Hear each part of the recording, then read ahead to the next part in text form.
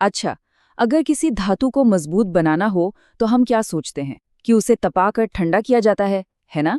पर क्या हो अगर कोई कहे कि एक खास सुपर अलॉय को बार बार गर्म करने से वो कमजोर नहीं बल्कि और भी ज्यादा मजबूत हो जाता है? सुनने में ये बात थोड़ी उल्टी लगती है, लेकिन विज्ञान ऐसे ही कमाल के रहस्यों से भरा हुआ है। तो चलिए आज इसी अनोखे, इसी हैरान कर देने वाले रहस्य से पर्दा उठाते हैं। सवाल बहुत सीधा है, पर जवाब उतना ही दिलचस्प है। आखिर किसी धातु को बार बार लगातार गर्म करने से वो मजबूत कैसे हो सकती है? आइए इस पहेली की तह तक चलते हैं। और ये सिर्फ कोई कही सुनी बात नहीं है, इसका सबूत हमारी आंखों के सामने है। इस हीट मैप को देखिए जरा। ये साफ साफ दिखा रहा है कि जैसे जैसे धातु को बार बार गर्म किया जाता है, यानी थर्मल साइकिल बढ़ते हैं, उसकी कठोरता भी बढ़ती जाती है। देखिए, जहां नीला और हरा रंग है वहां कठोरता कम है, लेकिन ये जो चमकदार लाल रंग दिख रहा है वो बता रहा है कि कठोरता 220 एचवी से बढ़कर 320 एचवी से भी ज्यादा हो गई है। एचवी मतलब हार्डनेस विकर्स, जो मटेरियल की कठोरता मापने का एक स्टैंडर्ड पैमाना है। तो सवाल ये है कि ये कमाल होता कैसे है? इसका जवाब एक बहुत ही हाईटेक प्रक्रिया में छिपा है। इसे हम कह सकते हैं शक्तिशाली लेजरों से पेंटिंग। इस प्रक्रिया का असली नाम है हाई स्पीड लेजर क्लैडिंग।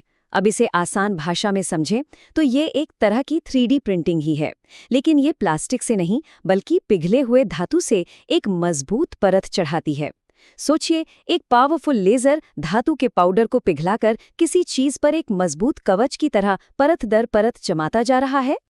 इस प्रक्रिया में होता क्या है, ये स्लाइड उसे बहुत अच्छे से दिखा रही है। देखिए, एक लेजर बीम है जो जबरदस्त गर्मी पैदा करती है। फिर बीच से इनकोनेल 625 का पाउडर इंजेक्ट किया जाता है। ये एक सुपर अलॉय है जो बहुत मजबूत और गर्मी सहने वाला होता है, जिसे जेट इंजन जैसी चीजों में इस्तेमाल करते हैं।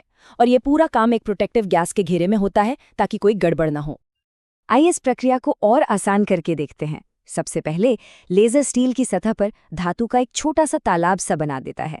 फिर इस पिघले हुए तालाब में इनकोनेल 625 सुपर अलॉय का पाउडर डाला जाता है। इसके बाद लेजर सांप की तरह लहराते हुए चलता है और एक के बाद एक ट्रैक बिछाता जाता है। और चौथा और सबसे जरूरी स्टेप, हर नया ट्रैक अपनी ठीक बगल वाले पिछले ट्रैक को फिर से गर्म करता है। यही बार बार गर्म होने की प्रक्रिया थर्मल साइकिल कहलाती है और हमारा सारा राज इसी में छिपा है। तो अब इस कहानी के बिल्कुल दिल में उतरते हैं। ये जो बार बार गर्म और ठंडा होने की प्रक्रिया है, यानी इस रीहीट की एनाटॉमी, उसे समझते हैं। ये ग्राफ कमाल का है। ये दिखाता है कि धातु के बस एक ही पॉइंट पर क्या हो रहा है। हर नुकीली चोटी का मतलब है कि लेजर उसके ऊपर से गुजरा है। हम देख सकते हैं कि एक ही जगह को बार बार तेजी से गर्म किया जा रहा है, लेकिन एक चीज पर गौर कीजिए, हर अगली चोटी पहले वाली से छोटी होती जा रही है। इसका मतलब गर्मी का असर हर बार कम होता जा रहा है। और यहीं पर इस पूरे रहस्य की सबसे बड़ी चाबी छिपी है। दूसरे थर्मल साइकिल में तापमान 1050 डिग्री सेल्सियस तक पहुंचता है, जो बहुत ज्यादा है। लेकिन छठे थर्मल साइकिल तक आते आते ये 500 डिग्री से भी नीचे चला जाता है। तापमान में ये जो भारी गिरावट है ना, यही सारा खेल बदल देती है। इस बदलाव के असली जिम्मेदार कौन है, ये जानने के लिए हमें धातु के अंदर झांकना होगा, माइक्रोस्कोपिक लेवल पर। समझिए कि हम जासूस हैं और माइक्रोस्कोपिक ट्रैफिक जैम के गुनाहगारों को ढूंढ रहे हैं।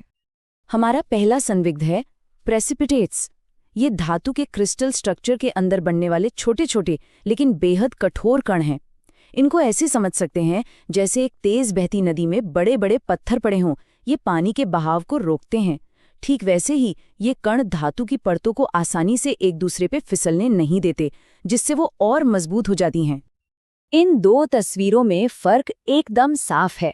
बाईं तरफ एक थर्मल साइकिल के बाद की तस्वीर है जो काफी हद तक साफ सुथरी दिख रही है, लेकिन दाईं ओर देखिए, 10 थर्मल साइकिल के बाद वही जगह इन नन्हे पत्थरों यानी प्रेसिपिटेट से खचाखच भर गई है। ये एक बहुत बड़ा सुराग है हमारे हाथ में। अब मिलते हैं हमारे दूसरे संदिग्ध से, डिसलोकेशंस। ये धातु के क्रिस्टल स्ट्रक्चर में मौजूद कुछ गड़बड़ियां या कहें तो डिफेक्ट्स हैं।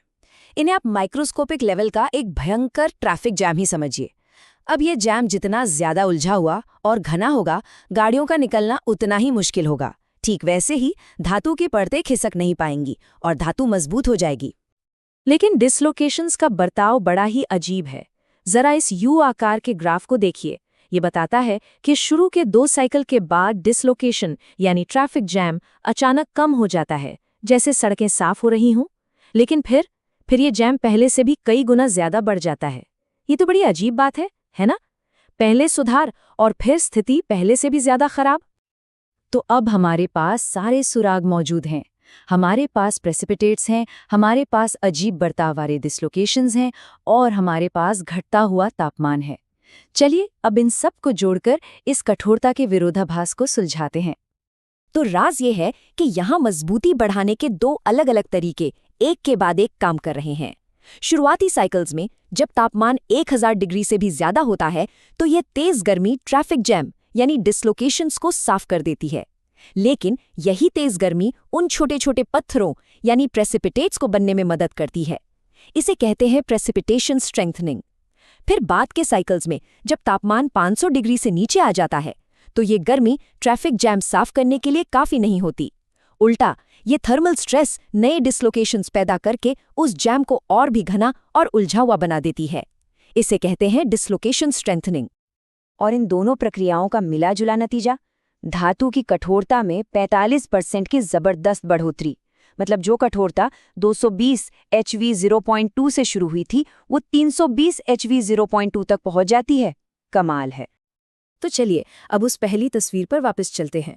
अब ये हीट मैप एक पहेली नहीं बल्कि पूरी कहानी बयां कर रहा है। ये बढ़ता हुआ लाल रंग पहले प्रेसिपिटेट्स की वजह से और फिर डिसलोकेशंस के घने जाल की वजह से आई मजबूती की मिलीजुली ताकत को दिखा रहा है। तो लीजिए, ये पहेली सुलझ गई। तो यहाँ से सबसे बड़ी सीख ये मिलती है कि गर्मी को साइकिल दर साइकिल समझकर और कंट्रोल करके हम ठीक वैसे मटेरियल बना सकते हैं जैसे हमें चाहिए।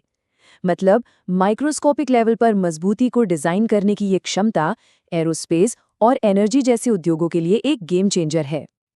और ये हमें एक बहुत ही दिलचस्प सवाल पर लाकर छोड़ देता है। अगर हम धातुओं को बार बार गर्म करके उन्हें और मजबूत बना सकते हैं तो सोचिए हमारी दुनिया को बनाने वाले मटेरियल्स के अंदर ऐसे और कितने उल्टे लगने वाले अविश्वसनीय रहस्य छिपे होंगे जो बस खोजे जाने का इंतजार कर रहे हैं।